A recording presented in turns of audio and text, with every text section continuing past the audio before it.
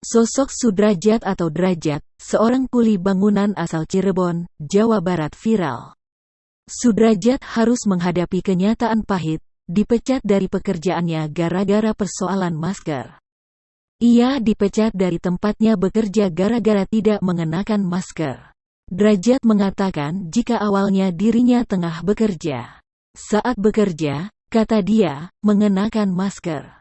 Kemudian, ia membeli es dan diminum di tempat kerjanya. Ketika minum, Drajat pun membuka maskernya. Drajat melanjutkan jika dirinya kena tegur saat masker yang dikenakannya sedikit terbuka. Setelah ditegur, Drajat langsung dikeluarkan dari proyek dan akhirnya pulang ke kampung halamannya.